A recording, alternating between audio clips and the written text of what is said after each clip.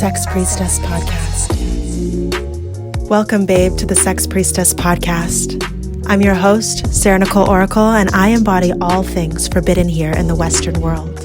I am a Magdalene, writer, creatrix, and sex priestess. I teach devoted women how to heal sexual trauma, embrace and express every aspect of her existence so that she feels safe to create her most pleasurable and authentic life. I've spent lifetimes as a sex priestess, spent over a decade in the sex industry as a conscious stripper, and half a decade healing my deepest sexual and ancestral trauma. My mission in this lifetime is to heal what my ancestors couldn't while embracing every single story, as my story is also yours. I'm here to share with you all that I'm learning on this powerful path of the sacred sex priestess, what this actually means, and how to embody the magic within the mess. This high-frequency podcast will create a personalized experience of deep internal healing as we share and hold space for stories of pain to power, pain to pure pleasure, claiming our rightful throne of the sex priestess. May you receive exactly what you need to here. Let's do this, boo.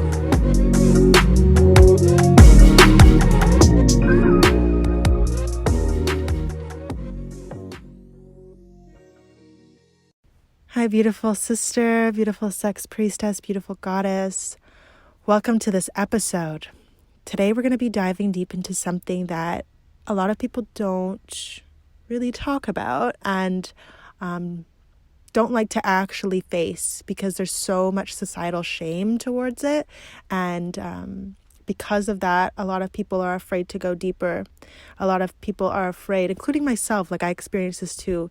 A lot of people are afraid of really asking and really taking responsibility for their bodies. And in this episode, I want to hold a really powerful and safe space for devotional discipline, responsibility, and also eradicating the shame by deeply honoring your journey and claiming and owning your choices and knowing that you are so worthy no matter the fuck what. And it's time that each and every one of us claim our bodies as temples once again. So when we claim our bodies as temples, here's what happens usually. When we begin this process, because this is what happened to me, you begin the process of claiming your body as a temple. You get triggered. It's hard. It's not a fucking walk in the park, you know? This is a deep initiation. And so as sex priestesses, we are initiated within the realms of shadow sexuality. Why? Because we are the ones that are transcending it. Our bodies hold it, we transcend it, and we fully claim and activate our own sacred codes of the sex priestess. Having an STD, as simple as that sounds, I feel is a really powerful gateway to awakening, to claiming your temple, to claiming your body as a holy temple, and really taking responsibility for that, and really looking at the deeper reasons. And this isn't shaming, okay? Taking responsibility isn't shaming. In fact, it's quite the opposite of shame. It's love. It's really and truly knowing your innate worthiness, your innate sovereignty, knowing that your soul within your temple is yours and it's God's, and we need to take care of it, And so I feel like this goes deep for so many people, and I feel like it's not talked about, having STDs and, what the root is. Like, we have to look at, okay, how do we get STDs? We get STDs from having unprotected sex. Now, if we are in a conscious relationship, that conversation would happen in the beginning. And if it's just something, and this is okay too, if you want to have sex and connect with people that you don't necessarily know and you want to have fun and you want to play, that's fine too. But there needs to be a level of integrity. And when there is not a level of integrity, so when we are going and we're numbing ourselves through sex, it's something I used to do. When we're going and we're numbing ourselves through sex because of sexual trauma, or because we don't feel good about ourselves, or because, we feel abandoned by a parent or by a friend, or, whatever, it manifests. I feel like an STD, this sounds so crazy. An STD is a manifestation of our lack of boundaries and our lack of awareness of what our bodies truly are, and our lack of the reclaiming of what it is that we truly desire. Because real shit, the people who gave me an STD did not fulfill me at all, you know? And that's some real shit. I feel like with unconscious relationships, and when there's leakages in the field between oneself and between two parties, if there's leakages, I feel like that's what an STD is. It's an energy of lack of boundaries and an unwillingness to be honest of what it is we desire, and a lack of looking at these deeper rooted pains, these deeper rooted traumas, you know? So I really wanted to share that piece with you because that really wanted to come through. Have you ever had an STD before? Because I've had quite a bit. I don't really remember. I don't necessarily remember how many times I've had it. Chlamydia was a common one that I would get. And I would get it because I would have unconscious sex, unprotected sex while drunk, and underneath it all, numbing something. And so when we know what we're trying to numb, when we know the deeper roots, we are able to not only heal it, but create strong boundaries so it doesn't happen anymore. No one wants STDs, okay? And I feel like, you know, yeah, I feel like, you know, in the sexual liberation, like this, our work in this world of sexual empowerment and sexual liberation, like, it's not liberating to give your power away to just anybody, you know, or just for any reason, or to numb yourself, you know. And I've had to really work through that, especially as a sex worker. Was I having sex? Was I having these sexual exchanges for money to survive? Or was I having these sexual exchanges to be of service? And is the person that I'm offering my sexual energy to and I'm getting paid for it, does this person honor me? What's the purpose? Is the purpose to survive? Or is the purpose to serve? Do you know what I mean? We can always go deeper. We can always go fucking deeper. And so when we allow ourselves to go deeper, we create, it's almost like boundaries are automatically created when you actually know and remember your truth as a sex priestess, your sacred service to this world, to this planet as a sex priestess.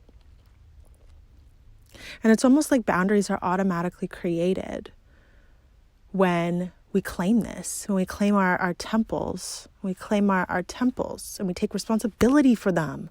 You know, we can't just be going and fucking anybody.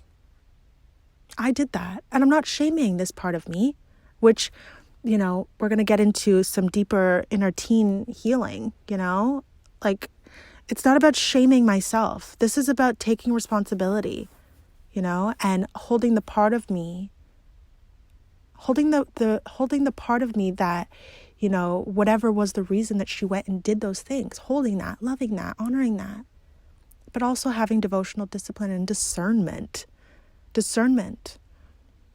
you know? And so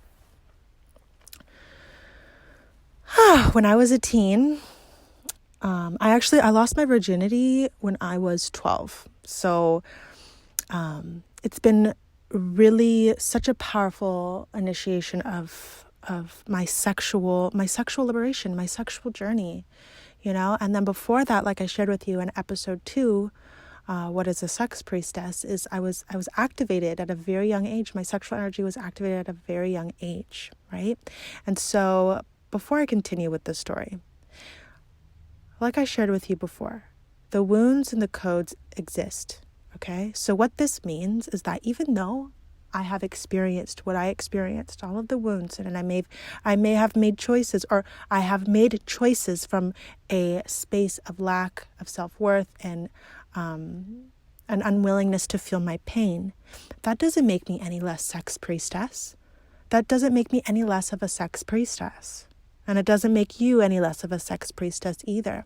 And accepting, and it's almost like accepting and admitting and actually feeling the, the more mucky, the more shadowy, the more shameful pieces, or what society shames, and actually looking at that does not make you less than. Does not make you less than. It makes you powerful. Because listen, we're not perfect. We are not. And it's almost like the codes. So I talk about the wounds and the codes. The codes are the wounds. There's codes in the motherfucking wounds. So it's like, let us drink that in. Let us become alchemy by looking at these pieces and taking responsibility. So back to the story. So this is where it all began. Okay, guys. So I had sex at a very young age, and I was also sexually initiated at a very young age. And so my deep father wounds and my own experiences with sexual trauma and sexual abuse led me down this path of the rebel.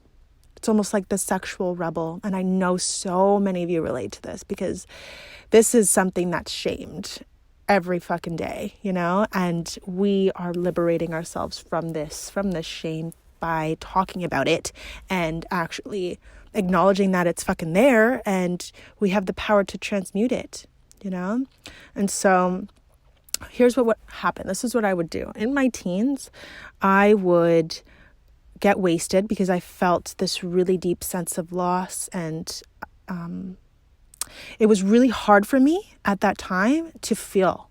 It was really hard for me because I would want to kill myself. And so I would numb myself with alcohol and with weed and with drugs. And then I would put myself on this karmic loop of going and having sex with random people who didn't honor me at all, just so that I could have that really, just that moment of relief from my pain, from my deep abandonment wounds, And so what would happen is I would get wasted and I would have sex with these people, these random people, without a condom, without protection. And then I would wake up the next day and I wouldn't know who I had sex with. I wouldn't know if we used protection. I wouldn't know. So it became a habit. Every week I would go to the clinic to get checked, And it would be I would freak out, guys. I would have anxiety attacks in my body. It was just oh my God, again and again and again. And it's I had to do this in secret. No one knew. I couldn't tell anybody. I was living with my grandma at the time. My mom, I just got out of the crazy hospital because I was a, what do you call it? I was a threat. I was a threat to myself and others. And I totally get that. Because I think that I probably was, But I had no one to talk to. So I went through this in secret, I went through this in so much deep shame. Oh, I don't know who I had sex with. I don't know if we used protection. And I don't know if I could possibly have AIDS, That's the severity of the thoughts. That's the severity of the fear and the shame that I would go through. Yeah. And so it became a habit again and again and again, literally every week or every 2 weeks or whatever, I would do this to myself, where I would have sex with men who didn't honor me. And I would be so worried, and I just let them in, and so I take responsibility for my lack of awareness of my own precious sexual energy, but I don't shame my sexual energy, because it's also okay to have sex. It's who we are. It's how we're here. It's part of my medicine, and it's part of what I'm restoring, and so yeah. And this one time, I wrote about this a couple years ago. This one time I was sleeping with this one guy, and he was an actual, God bless his soul, but straight up, he was a fucking piece of shit. And this one time, I was at this house. If you guys, what is it called? If you're from Brampton, you know where McCarty Court is? Yeah, over there. So I was there and at this house, that I would go to this house all the time, and they would have parties like every weekend, and I would go and I would get drunk and I would go and have sex with random people, and it was almost like I became the party slut. And a slut in a very disempowered way, where I would be used, and I would let myself be used. You know what I mean? And this is not acceptable to my soul, I feel like I have forgiven myself, but I had to do a lot of healing for that, I want to say, damage that I did to myself, And so this one time, this one guy, it's bringing up a lot right now. That's okay. This one time, this guy, I was in the basement. It was pitch black, okay? And it was me and this other guy, and I think there was like 2 guys down there. So there was like me and like 2 other guys. I don't remember. I was wasted, okay? Next thing you know, so I'm like on this blow-up mattress. It's pitch black. I can't fucking see anything. I'm waiting. Okay, I'm like thinking, okay, so what are you doing? Are you going to have sex with me or not? And next thing you know, I hear almost like a fountain, like water. I'm hearing like water liquid. I'm like, what is that? Next thing you know, I feel this water, this liquid on me. This man peed on me. This man fucking pissed on me. And it was so disgusting. And it was such an awful moment.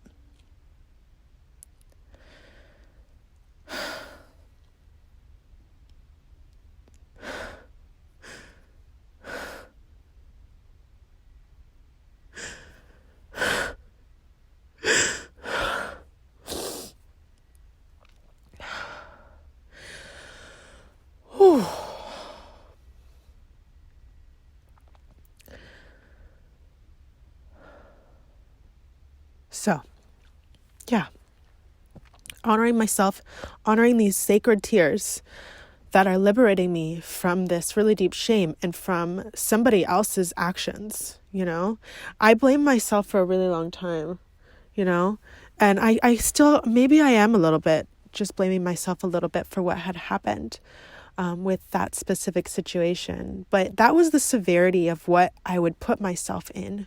That's, what I would do to myself. And so it was literally torture, guys. And so I would stop this pattern for a while, but then it would happen again. It would happen again. And so I'm going to share with you another story. Aren't these stories really good? Thank you for being here. I'm going to tell you another story. So after that situation, it really just woke me up. I would feel so disgusting. Honestly, I would feel so disgusting.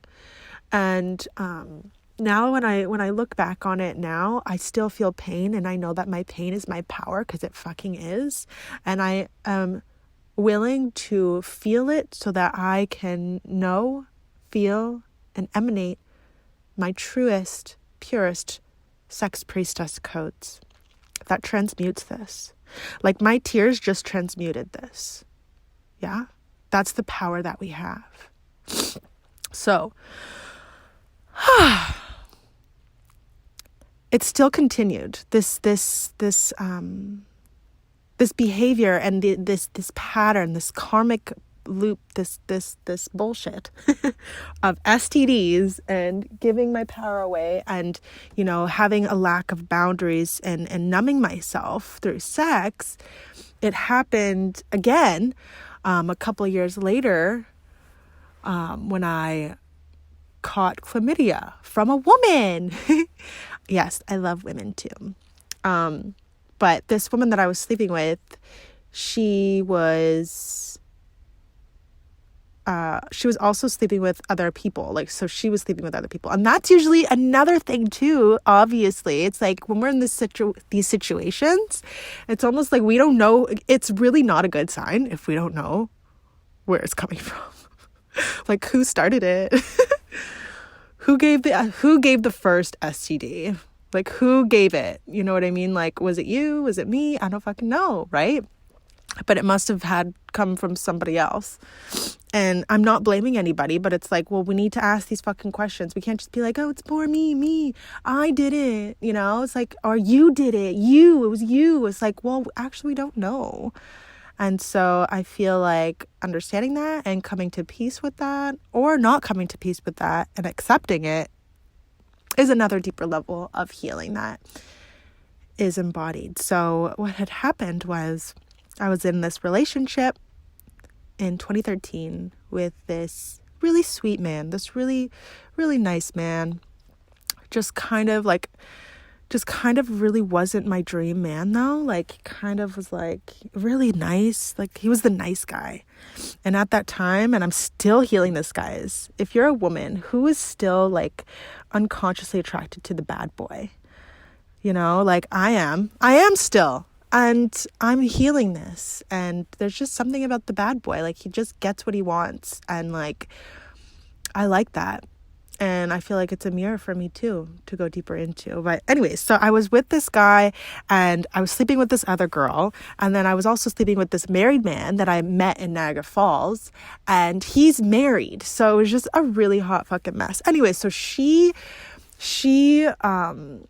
texted me and she said, I have chlamydia. And she's like, you're the only person that I had sex with. And I was like, okay, thanks for letting me know this. Thank you for letting me know. Are you okay? You know? And it's like, this woman really was really sweet. And she liked me. She really, really liked me. I liked her, but I didn't really like her. Like, I didn't want to be with her. I just really liked her as a person, as a soul. She was really fun and she's really sweet. But yeah, so it was really fucked up when I had to tell my boyfriend at the time, I have chlamydia. But then like, he had no idea about the other guy that I was sleeping with, the married man that I was sleeping with. So it was just kind of like a really hot mess. It was like really, really, really hot mess. And, yeah, so I told my boyfriend, yes, I have chlamydia and I got it from this girl. I'm not going to say her name. And, he was not happy, but he stayed with me.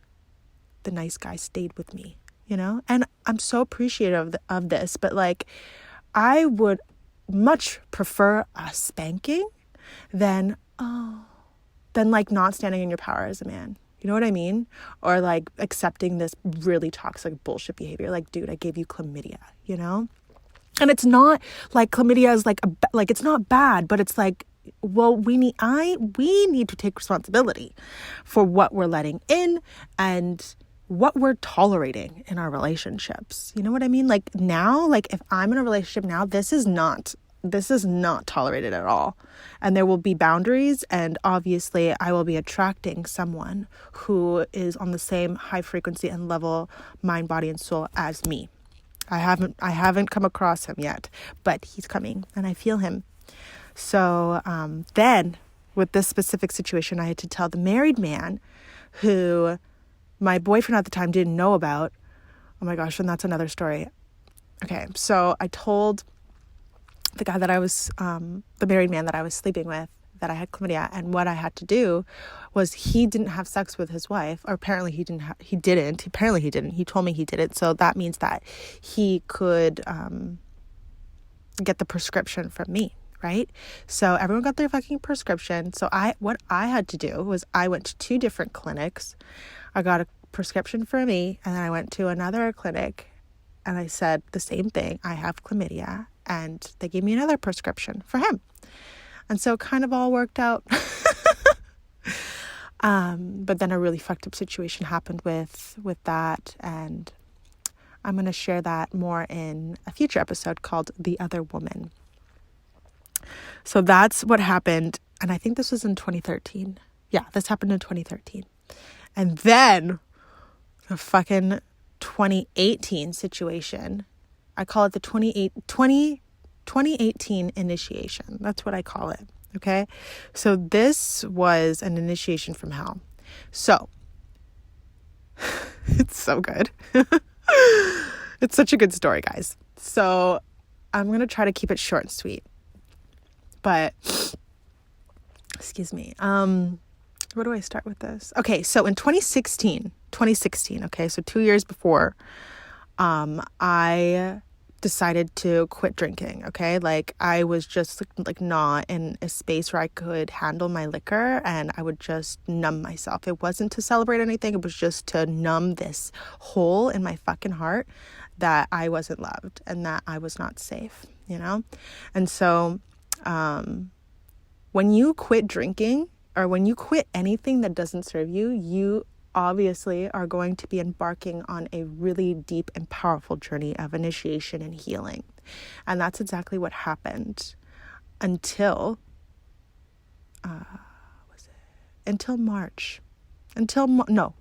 April of 2018.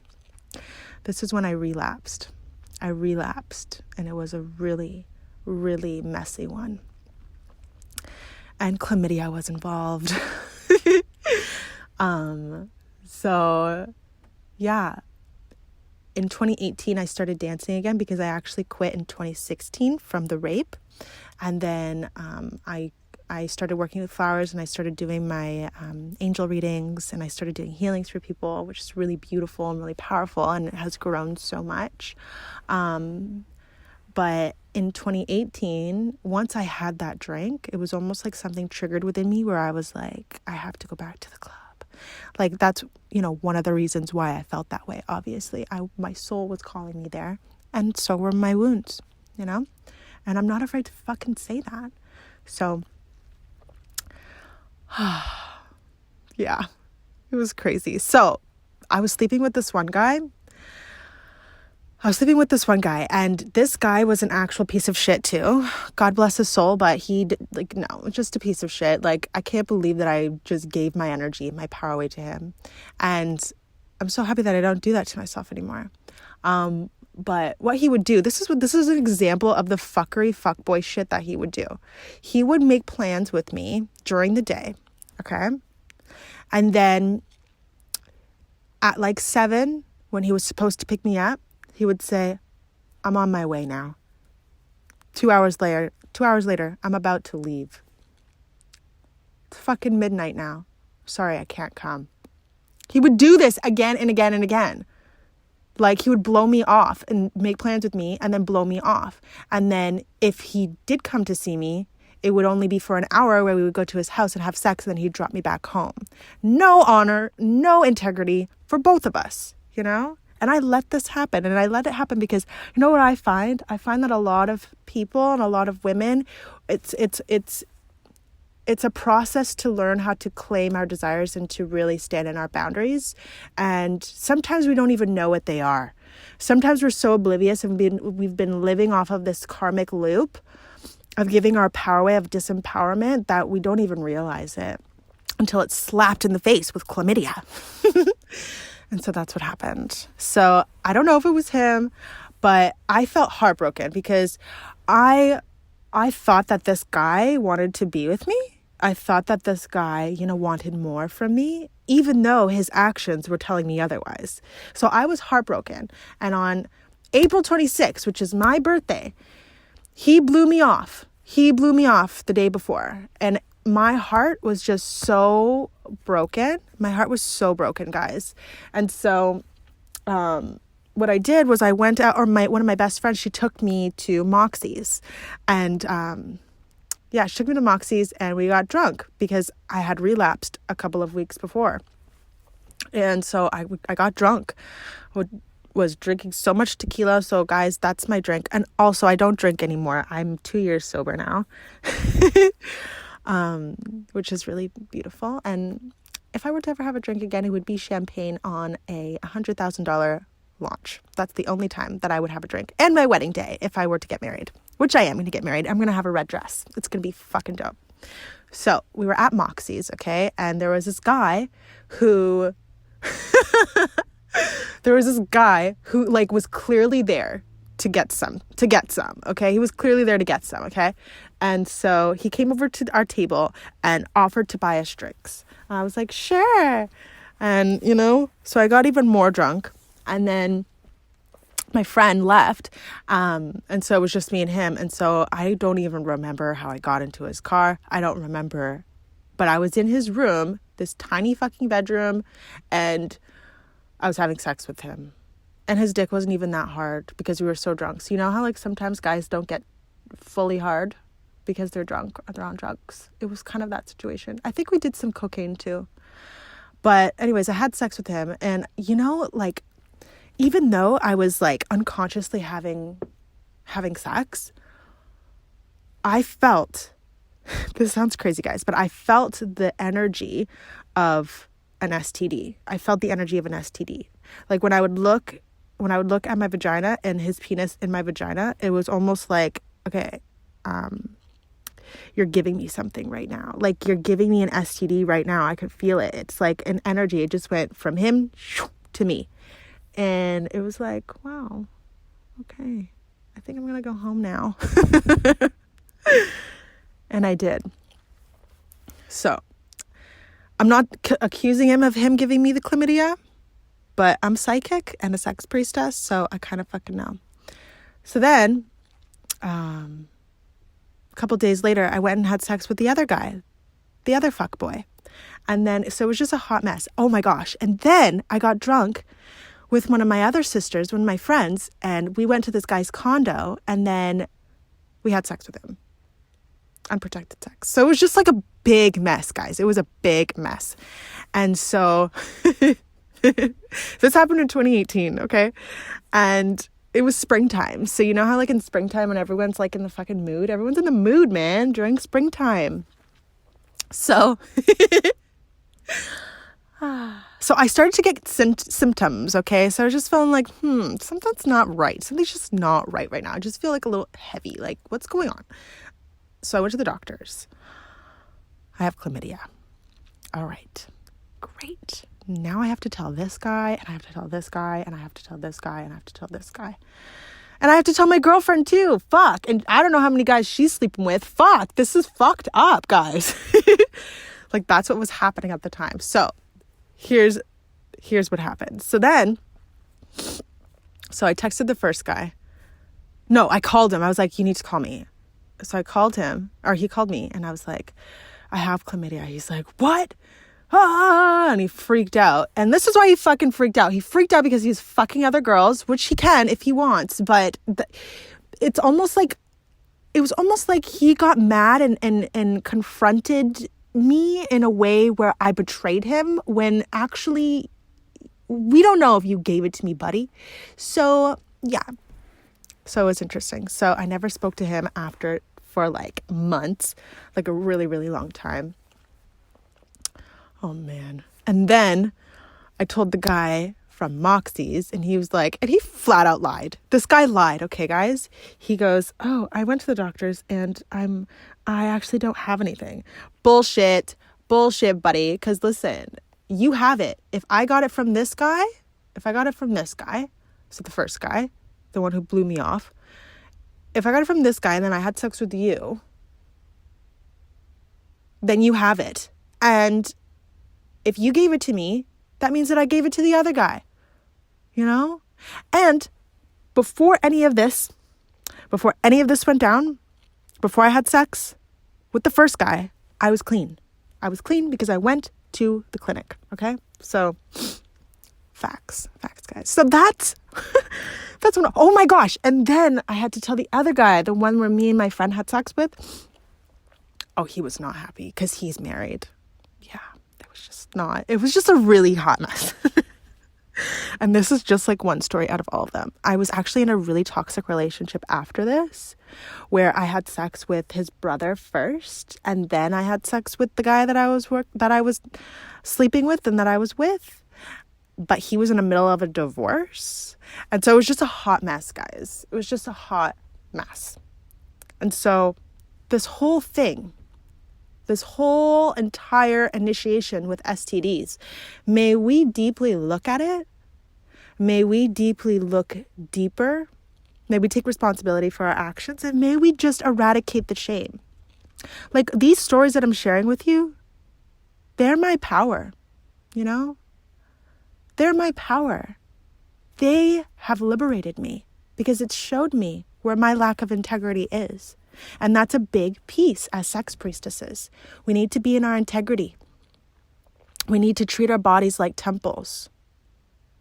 When we have unconscious, unprotected sex, real shit, it's not in alignment with who it is that we really are. It's not in alignment with honoring our temples.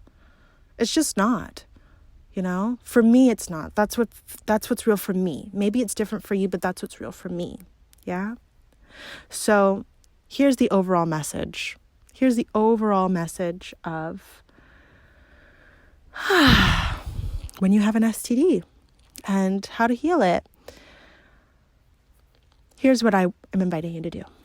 Look at if you've ever had an STD before, look at the first time that you had one. What was going on in your life? What really needed to be acknowledged and looked at? Acknowledge and look at it now. Forgive yourself. Yeah? Forgive yourself. And forgive others. You know? And I will do this too. You know? I devote myself to this too. You know? And so just because you have an STD or you've had one, or maybe you have like herpes or whatever it is that you have, it does not make you any less of a sex priestess. It doesn't make you any less worthy or loved, you know?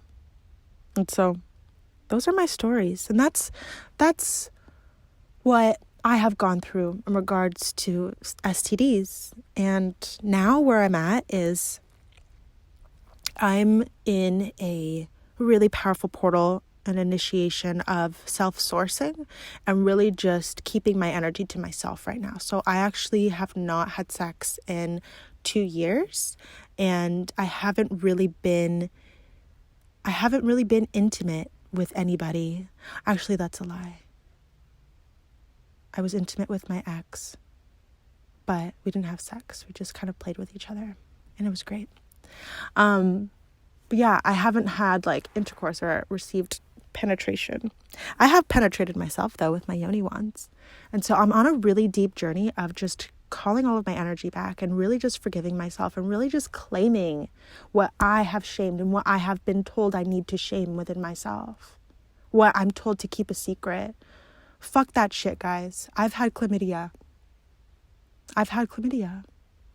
And that's okay. May this episode deeply serve you, babe. Thank you so much for receiving me. Thank you so much for listening. Thank you. If you'd like to share with me your story, please message me on Instagram at Sarah Nicole Oracle. And I'm so excited to receive you. May you remember how deeply loved you are. May you remember that you are a sex priestess. You are a walking alchemy. You can turn anything into anything. You can turn pain into gold. You could turn anything into anything. That's how powerful we are. I love you so much. So, with STDs or with no STDs, know that you are enough. I love you. Till next time. Hey babe, thanks for listening to this episode of the Sex Priestess podcast. Head on over to the show notes for all direct links to follow me and any featured guest on the show. If this episode resonated with you, please share by leaving me a review or head on over to my Instagram at Sarah Nicole Oracle and send me a direct message. I love you so much. Thanks for listening. The Sex Priestess podcast.